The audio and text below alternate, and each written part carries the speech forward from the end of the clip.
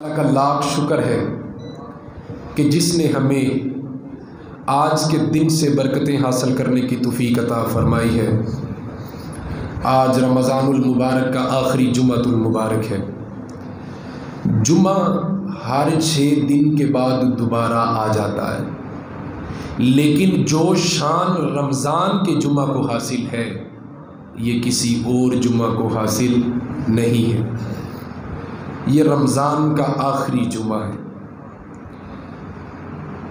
یہ دن ہمارے دل پہ دستک دے رہا ہے کہ مسافر اگر آتے ہیں تو وہ ایک دن چلے جاتے ہیں۔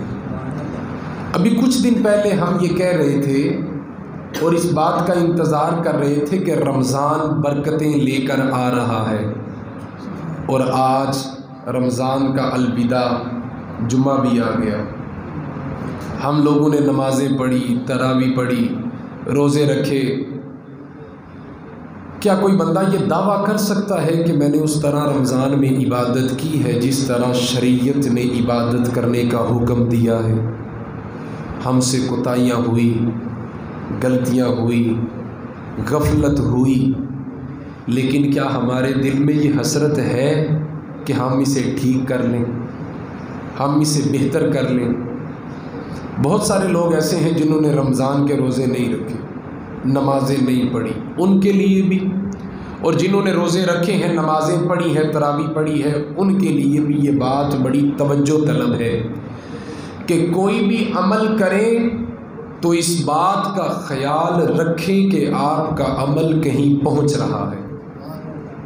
ایک نظر ہماری ہے، ہم اپنی نظر سے دنیا کو دیکھتے ہیں، ایک نظر قرآن ہمیں دیتا ہے، اور قرآن کہتا ہے اس نظر سے دنیا کی زندگی کو دیکھو۔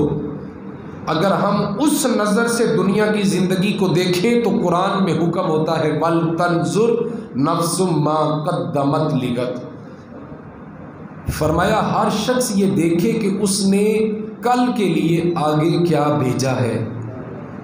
اس کا مطلب یہ ہے کہ ہمارا عمل کہیں جا رہا ہے، کہیں پہنچ رہا ہے۔ ہمارا عمل کہاں جا رہا ہے، کہاں پہنچ رہا ہے؟ سورہ توبہ کے اندر اللہ نے ارشاد فرمایا وَقُلْ اعْمَلُوا فَسَيَرَى اللَّهُ عَمَلَكُمْ وَرَسُولُهُ وَالْمُؤْمِنُونَ۔ ارشاد فرمایا کہ تم عمل کرو، تمہارا عمل اللہ بھی دیکھے گا، اللہ کے رسول بھی دیکھیں گے، اور مومن بھی دیکھیں گے۔ 2 مرتبہ ہفتے میں 2 مرتبہ امت کے اعمال فرشتے اللہ کی بارگاہ میں پیش کرتے ہیں۔ اب یہاں پر ایک اور سمجھنے کی بات یہ ہے کہ اعمال پیش کرنے سے کیا چیز حاصل ہوتی ہے؟ جبکہ اللہ تو بندے کے ساتھ ہے، ہر وقت اسے دیکھ رہا ہے، بلکہ اللہ تو بندے کو اس طرح دیکھ رہا ہے کہ بندے نے ابھی عمل نہیں کیا، لیکن اللہ جانتا ہے کہ یہ کیا کرنے والا ہے، لیکن پھر بھی فرشتے قرآن کہتا ہے کہ لکھ کر اللہ کی بارگاہ میں پیش کرتے۔ اسی طرح سوار اور جمعرات کو امت کے اعمال حضور صلی اللہ علیہ وآلہ وسلم کی بارگاہ اقدس میں پیش کیے جاتے ہیں۔ تو ہر مومن کو چاہیے کہ ہر قدم اٹھانے سے پہلے یہ سوچ لے کہ میں عمل تو گجرات کی سرزمین پہ کروں گا، لیکن میرا پیش گنبد خضرا میں ہوگا۔ تو احتیاط کے ساتھ عمل کرنا چاہیے، اور اس بات کا خیال رکھنا چاہیے کہ ہمارا عمل کہیں پہنچ رہا ہے، کہیں جا رہا ہے۔ اور تیسرا مقام جو قرآن میں اللہ نے ارشاد فرمایا والمؤمنون، کہ اولاد کے جو اعمال ہیں وہ ان کے ماں باپ کو دکھائے جاتے ہیں۔ اور یہ بھی بات یاد رکھیں، صرف ان کو پریشان ہونے کی ضرورت یہ ہرگز نہیں ہے کہ جنہوں نے اچھے اعمال نہیں کیے کہ وہ پریشان ہوں۔ اس بات کا خیال رکھیں کہ صرف ان نے پریشان نہیں ہونا جنہوں نے عمل اچھے نہیں کیے، بلکہ سب کو پریشان اس لیے ہونا چاہیے کہ جب حضور کی بارگاہ میں اور اللہ کی بارگاہ میں امت کے اعمال پیش کیے جاتے ہیں تو پھر اللہ اور اس کے رسول یہ نہیں دیکھتے کہ اس نے روزہ رکھا ہے، بلکہ وہ یہ بھی دیکھتے ہیں کہ کس نیت سے رکھا ہے، بلکہ وہ یہ بھی دیکھتے ہیں کہ اس نے روزہ کس معیار کا رکھا ہے۔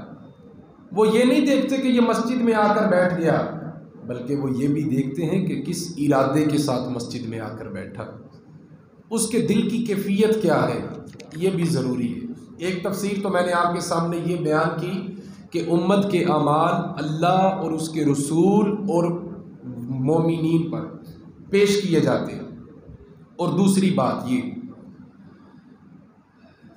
کہ مومن کا عمل آگے جا رہا ہے، آگے پہنچ رہا ہے، اور کہاں پر آگے پہنچ رہا ہے یہ اللہ بہتر جانتا ہے، لیکن آخرت میں انسان کا عمل جمع ہو رہا ہے۔ آخرت ہمارا گھر، ہم جو عمل کرتے ہیں وہ آخرت میں ہمارے گھر میں جمع ہو رہا ہے۔ اب ہمارا گھر آخرت میں کدھر ہے یہ اللہ بہتر جانتا ہے، لیکن جو اہل جنت ہیں، جو جنت والے کام کر رہے ہیں، ان کا عمل بھی جنت میں جمع ہو رہا ہے، لیکن جو برے کام کر رہے ہیں ان کا عمل دوزخ میں جمع ہو رہا ہے۔ بعض لوگوں نے یہ حدیث سنی ہوگی کہ حضور صلی اللہ علیہ وآلہ وسلم نے ارشاد فرمایا کہ جو شخص ایک مرتبہ سبحان اللہ کہے اس کا درخت جنت میں لگ جاتا ہے۔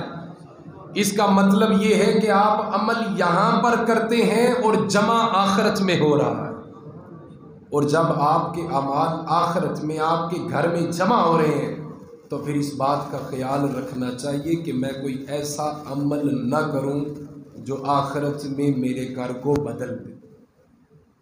میرا کوئی ایسا عمل نہ ہو جس سے اللہ اور اللہ کے رسول ناراض ہو جائے۔ اگر ان کی بارگاہ اقدس میں اعمال پیش کیے جائیں گے تو پھر احتیاط اور محتاط بھی بڑی ضروری ہے۔ اور تیسری بات یہ کہ انسان جو عمل کرتا ہے اس کا اثر اس کی روح پر ہوتا ہے۔ وہ جس طرح کی بھی کیفیت میں عمل کرے اس کا اثر اس کی روح پر ہوتا ہے، اور وہ جو عمل کرتا ہے اس اثر کے ساتھ یا اس کی روح سنور جاتی ہے یا بگڑ جاتی ہے۔ انسان کے عمل کا اثر اس کی روح پر ہوتا ہے، اس کی طبیعت پر ہوتا ہے۔ یا تو اچھا عمل کرے تو سنور جاتی ہے، اگر برا کرے تو بگڑ جاتی ہے۔ جیسے اللہ نے ارشاد فرمایا کہ میں مومن کے دل پہ ایک کالا دھبا لگا دیتا ہوں جو مزید بڑھتا چلا جاتا ہے، مطلب کہ اثر ہوتا ہے روح پہ۔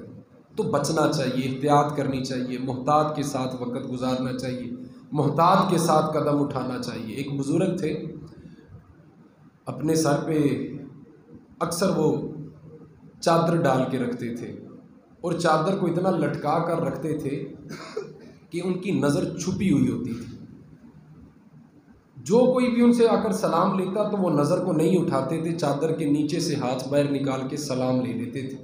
ان کی زندگی کا معمول یہ تھا کہ وہ اپنے ملنے والوں کو آنکھ بھر کے نہیں دیکھتے تھے۔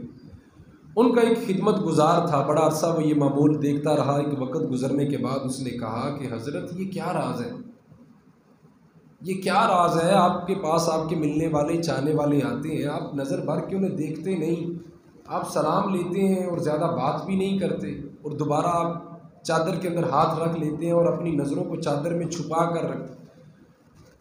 انہوں نے منع کیا، معذرت کی، انکار کیا، لیکن وہ خدمت گزار تھا، بڑے عرصے سے ان کی خدمت کر رہا تھا۔ جب اس کا اصرار بڑھا تو انہوں نے کہا کہ یہ راز میرے مرنے تک نہ کھولنا، میں پہلے سب سے ملتا تھا اور سب کو آنکھ بھر کے دیکھتا بھی تھا، لیکن کشف کے اندر میری کیفیت یہ ہوئی ہے، تصوف نے میری کیفیت یہ بنا دی ہے، اللہ کے ذکر نے میری کیفیت یہ بنا دی ہے کہ اب جب کوئی انسان میرے پاس آتا میرے پاس انسان ہے، لیکن جب میں ان کے سینوں کی طرف دیکھتا ہوں تو مجھے ان کے سینوں کے اندر جانور نظر آتے ہیں۔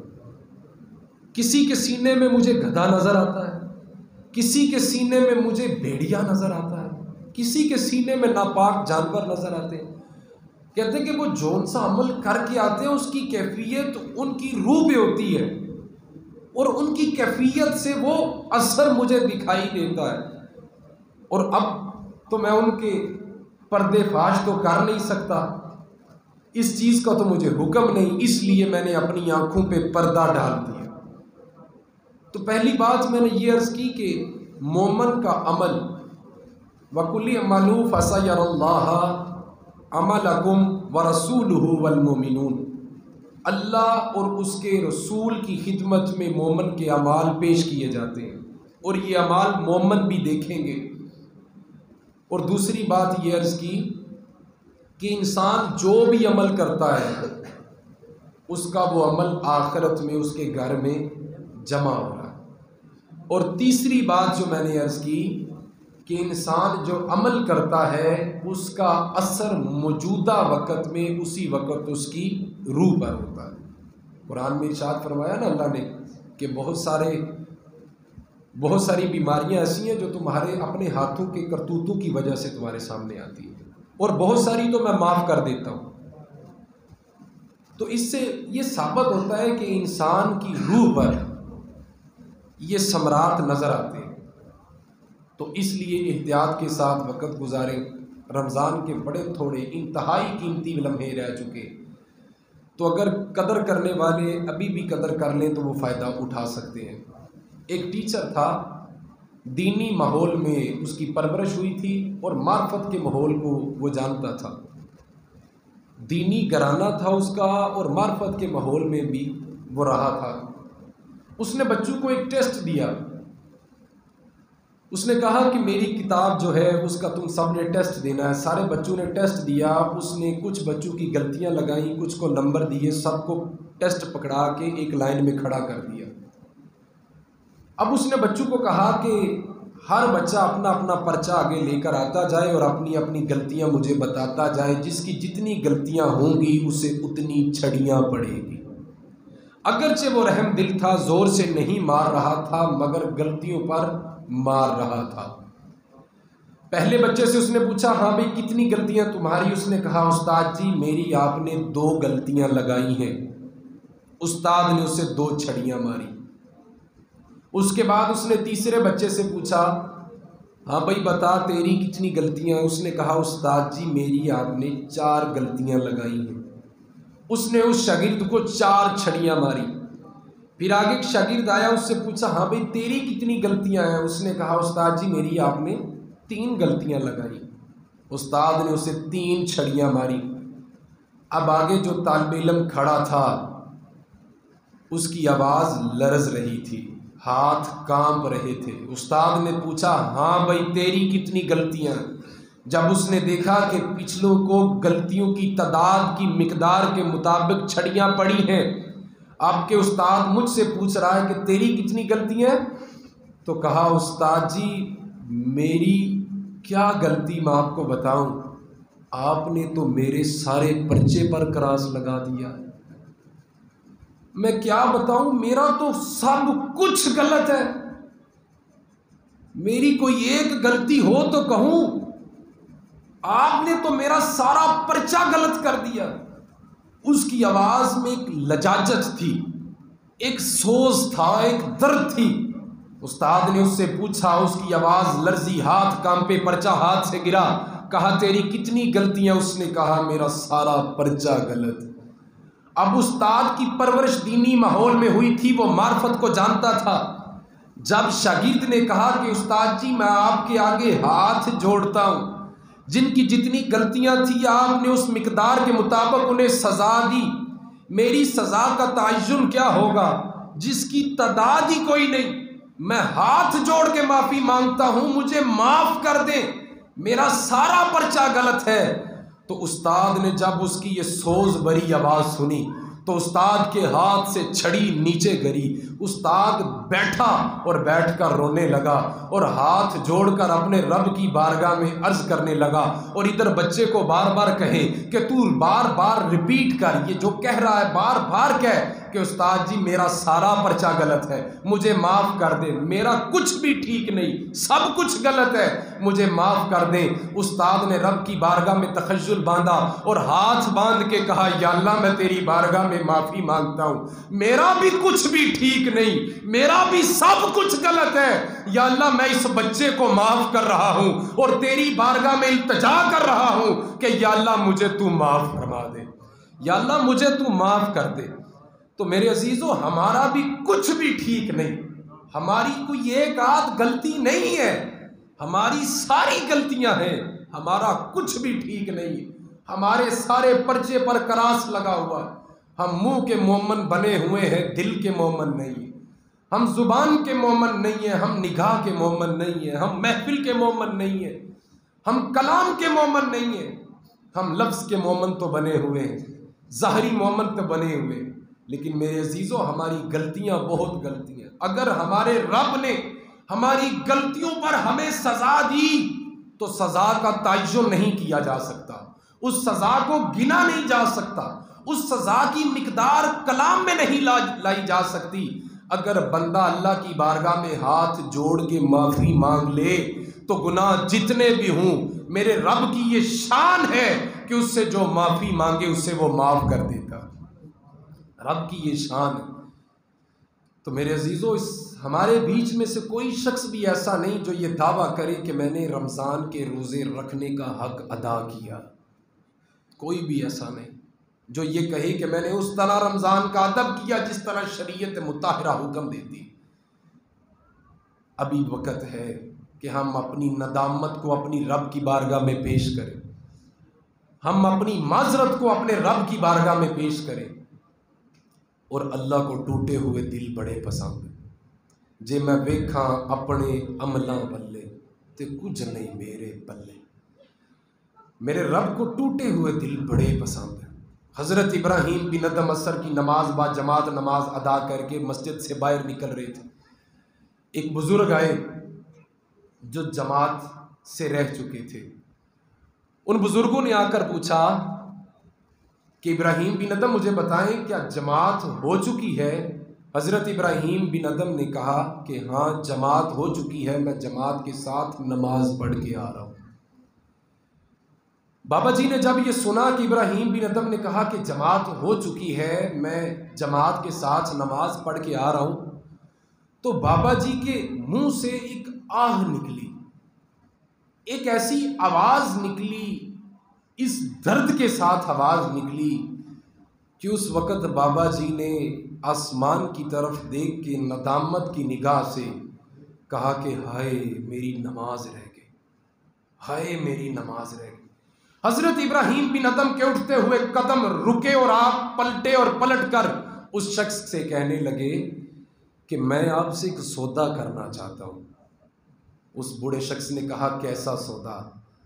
کہا کہ میں آپ سے یہ سودا کرنا چاہتا ہوں کہ میں جو فرض نماز جماعت کے ساتھ ادا کر کے آیا ہوں، آپ مجھ سے اس کا ثواب لے لیں، اور جو آہ آپ نے سوز کے ساتھ ابھی درد والی بری ہے، اس آہ کا ثواب آپ مجھے دے دیں. بابا جی نے جب یہ بات سنی تو بابا جی نے کہا نہیں ابراہیم بن ادم نہیں، میں جانتا ہوں کہ میرے رب کو ٹوٹے ہوئے دل بڑے پسند ہیں، میں یہ سودا نہیں کروں. ان کی حسرت تھی کہ وہ اسے بہتر کرنا چاہتے تھے. انہوں نے اپنے رب کی بارگاہ میں ندامت کو پیش کیا. ہرگز اس کا یہ مطلب نہیں کہ نماز چھوٹی تو اس کا درجہ زیادہ ہو گیا، نہیں. انہوں نے ندامت کو پیش کیا، انہوں نے معذرت کو پیش کیا، اس لیے اس کا درجہ زیادہ ہو گیا. درود شریف پڑھیے. الصلاۃ والسلام علیکہ یا سیدی یا رسول اللہ وعلی آلک و اصحابک یا سیدی یا حبیب اللہ. اقبال فرماتے ہیں تو بچا بچا کے نہ رکھ اسے، تیرا آئینہ ہے کہ وہ آئینہ. تو بچا بچا کے نہ رکھ اسے، تیرا آئینہ ہے کہ وہ آئینہ. کہ شکستہ ہو تو عزیز تر ہے نگاہ آئینہ ساز میں. اور آگے فرمایا کہ نہ کہیں مجھے اما ملی، جو اما ملی تو کہاں ملی، میرے جرم خانہ خراب کو تیرے عفو بندہ نواز میں. نہ مجھے کہیں اما ملی، جو اما ملی تو کہاں ملی، میرے جرم خانہ خراب کو تیرے عفو بندہ نواز میں. مولا علی کرم اللہ تعالی وجہ الکریم کا فرمان ہے، آپ فرماتے ہیں مجھے حیرت ہے اس شخص پر جس نے گناہ کیا لیکن توبہ کا دروازہ کھلا ہونے کے باوجود اس نے توبہ نہیں کی.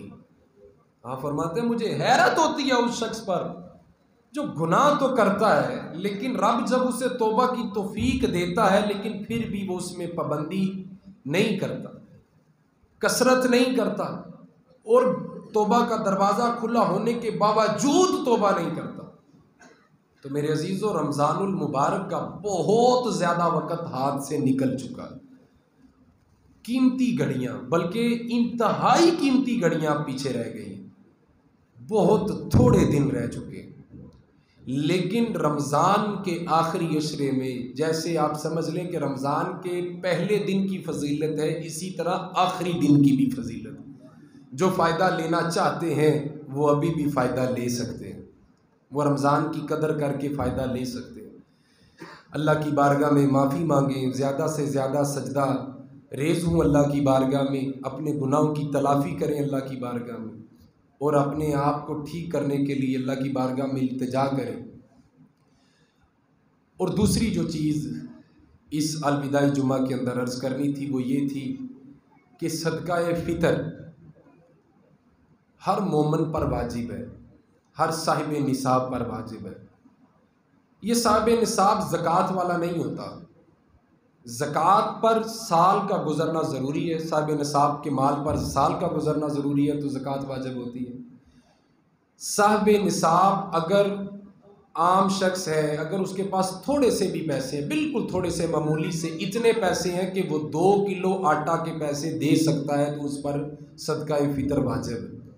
حضور صلی اللہ علیہ وآلہ وسلم نے حدیث پاک میں ارشاد فرمایا، صدقہ فطر تمہارے لیے رب کی بارگاہ میں روزے کو قبولیت تک لے جاتا ہے۔ اور آگے ارشاد فرمایا، جو صدقہ فطر ہے یہ تمہارے روزے کے اندر جو لغزشیں ہوتی ہیں، جو غلطیاں ہوتی ہیں، جو روزہ رکھ کے روزے کی بے ادبی ہوتی ہے، یہ اس کی تلافی کرتا ہے، رب کی بارگاہ میں اس کی معافی کا ذریعہ بنتا ہے۔ تو صدقہ فطر عید کی نماز سے پہلے پہلے ادا کرنا ہوتا ہے۔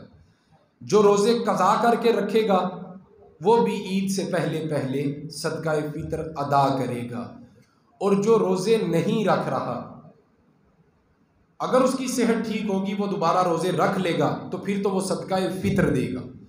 اگر اس کی صحت مزید خراب ہوتی جا رہی ہے، وہ روزہ نہیں رکھ پائے گا دوبارہ، تو وہ پھر فدیہ ادا کرے گا۔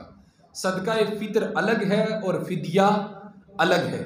صدقہ فطر ایک کس ہے، یعنی کہ آپ ایک آٹے کا حساب لگا لیں 2 کلو کا، تو 170 روپے مفتی منیب الرحمان صاحب نے 2022 کا ریٹ نکالا ہے کہ عام سے عام بندہ کم سے کم 170 روپے دے سکتا ہے۔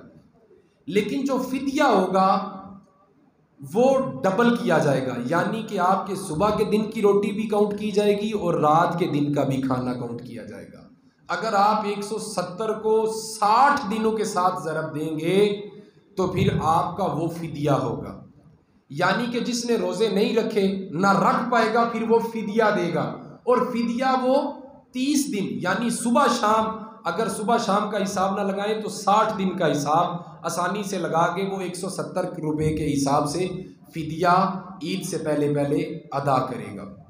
تو میرے عزیزو، صدقہ فطر ہو یا فدیہ ہو یا کیسا بھی صدقہ زکوٰۃ ہو، کوشش کرنی چاہیے کہ انسان خوش دلی کے ساتھ دے، بڑے پیار کے ساتھ، محتاط طریقے کے ساتھ دے۔ محتاط انداز میں اگر میں آپ کو ریٹ بتاؤں تو 170 روپے عام سے عام جو ریٹ ہے، کم سے کم، اس سے کم ریٹ نہیں ہے، 170 روپے ریٹ نکالا ہے، یا آپ کوئی بھی ریٹ کسی بھی آٹا چکی سے 2 کلو آٹے کا پتہ کر کے فی بندہ 170 روپے دے گا جنہوں نے روزے رکھے ہیں۔ وہ آپ اپنے گھر والوں کی طرف سے بھی دیں گے، اپنے بچوں کی طرف سے بھی دیں گے، اپنی بیوی کی طرف سے، ماں باپ کی طرف سے۔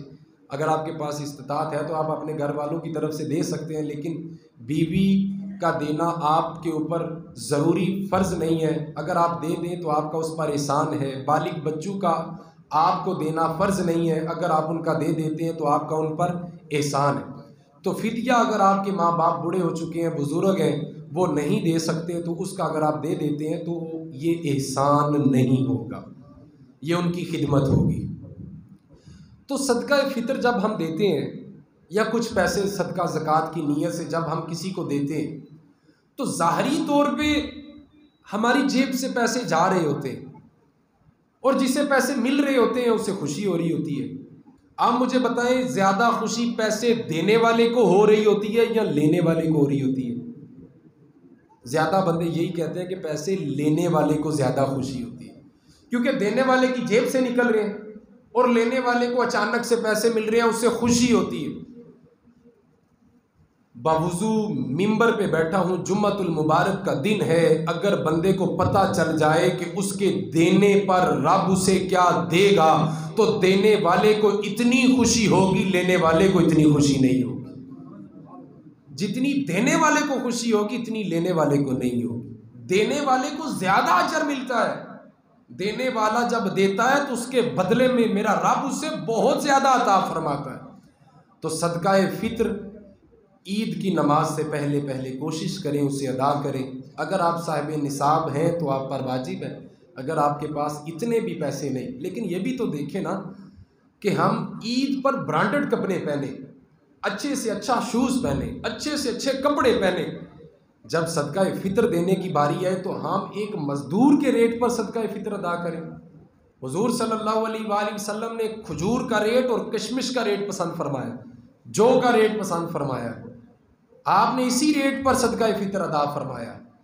یہ جو کنڈیشن رکھی ہے نا 170 روپے، اور یہ جو گلیوں میں چیز چل رہی ہوتی ہے، اناؤنس ہو رہا ہوتا ہے، تو ہر بندہ امیر غریب سارے 170 دے رہے ہوتے ہیں، تو انہیں خیال کرنا چاہیے اور کوشش کرنی کی چاہیے کہ زیادہ سے زیادہ خوشی کے ساتھ جتنا وہ دے سکتے ہیں لیکن زیادہ کر کے دیں۔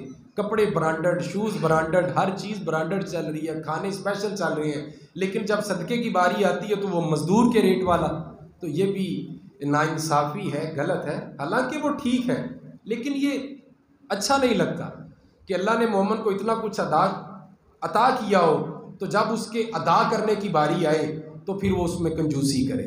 تو کوشش کریں صدقہ دیں تو خوشی کے ساتھ دیں، اور کوشش کریں کہ اس کو پردے کے ساتھ پوشیدہ کر کے دیں، اپنی خوشیوں میں اپنے تمام بہن بھائیوں کو شامل کریں۔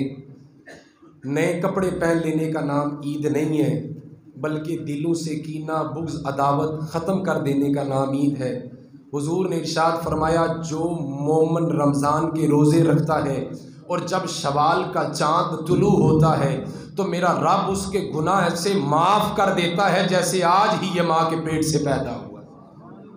تو جب آپ کا رب آپ کو معاف کر رہا ہے تو پھر آپ بھی اس خوبصورت دن میں اپنے دل کو بڑا کریں اور عید کی نماز پڑھنے آئیں تو اس سے پہلے آپ سب کو معاف کر کے آئیں۔ کوشش کریں بڑے خوبصورت انداز کے ساتھ آپ سفید لباس پہنیں، شلوار قمیض پہن کے عید کی نماز پڑھنے کے لیے آئیں، اور عید کی نماز پڑھ کے ایک دوسرے کے گلے ملیں، عداوتیں نفرتیں ان چیزوں کو ختم کریں۔ اور مومن جب گلے ملے تو پھر اس خوشی کے ساتھ ملے کہ آج اللہ نے ہمارے گناہوں کو معاف فرما دیا۔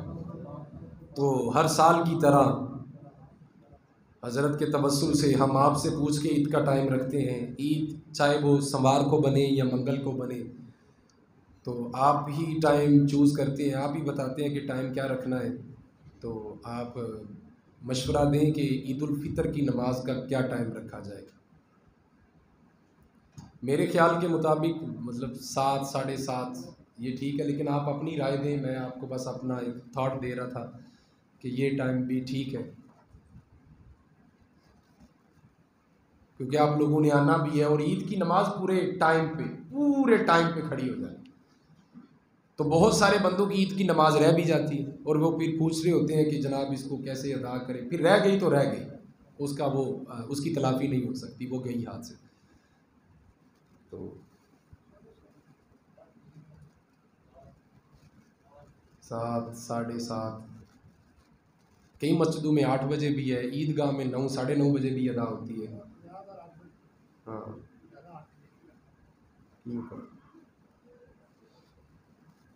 کیونکہ یہ جمعے کے اجتماع کے بعد ہماری ملاقات نہیں ہونی، تو اسی لیے آج جمعے کے وقت میں عید کا ٹائم سلیکٹ کر رہے ہیں کہ بس آپ کو پتہ ہو کہ عید کا یہ ٹائم ہے تو آپ آ جائیں۔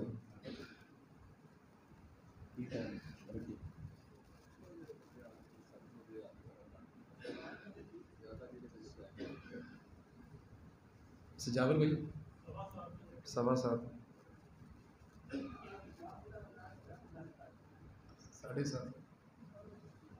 7:30 کر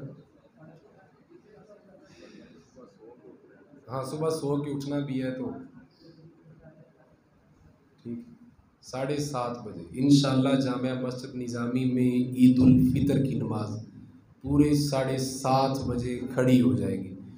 کوشش کریں کہ وقت کی پابندی کریں اور پورے ٹائم پہ مسجد میں حاضری کو یقینی بنائیں، خوبصورت انداز میں نئے کپڑے پہن کے، صاف کپڑے پہن کے، اگر آپ کے پاس نئے نہیں ہیں تو صاف کپڑے تو ہونے چاہیے، اور اللہ کا شکر ادا کرنے کی نیت سے شکرانے کے نفل ادا کرنے کے لیے مسجد میں تشریف لائیں۔